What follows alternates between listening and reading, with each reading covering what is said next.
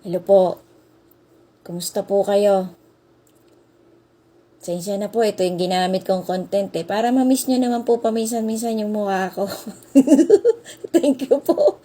Sorry po, napatawa ulit ako. Thank you po sa lahat ng tumatapos ng content ko. Sigad na po ang bahala sa ating lahat. Tapusin nyo po talaga kasi pangarap ko po kahit papano may konti akong life lesson, motivation na naitatawid sa kapwa-tao ko. Ito po talaga ang lahat ng ginagawa ko pong content, kahit comedy na rin yan. Naaalay ko po yan sa ating Panginoon, kahit po yung mga pakunti-kunti kong sayaw, paindak-indak ko. Thank you so much po sa lahat ng nanonood ng contents ko. Sigad na po ang bahala sa ating lahat. Samot dalangin ko po na lahat tayo ay maging karapat-dapat sa pagliligtas ng ating Panginoon sa darating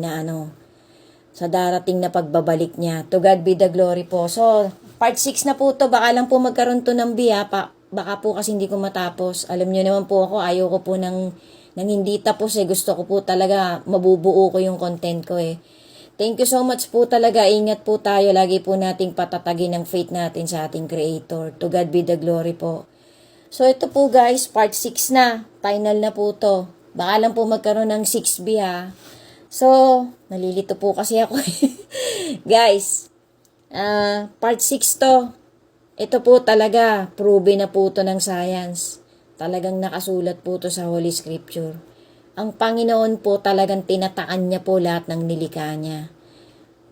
Hindi po yan mapapasubalian.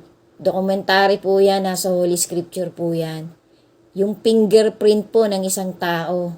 Kahit po quadruplets pa, triplets, kambal. Science din po ang naatuklas na aabutin po ng 67 billion yata o 64 billion. Di ko lang po masyadong sure. 67 o 64 billion bago pa magkaroon ng isang magkatulad na fingerprint. Biruin niyo po yun. Wala pa pong 10 billion ng tao sa mundo yata. Ang huling alam ko po, ang huling pagkakaintindi ko, 8 to 7 billion pa lang ang tao sa mundo Wala pang 10 billion o magte-10 billion pa lang. I'm not so sure guys. Aabutin pa po ng 64 to 67 billion yata yung nadinig ko sa isang dokumentary bago magkaroon ng magkatulad na fingerprints. Kahit po daw masugatan ng kamay natin, which is facts po talaga yan, totoo yan, yun pa rin ang fingerprints natin. Kaya nga po yan ang ginagamit nung talagang marami nang naimbento sa mundo. Yan po ang ginagamit para makahuli ng kriminal fingerprints.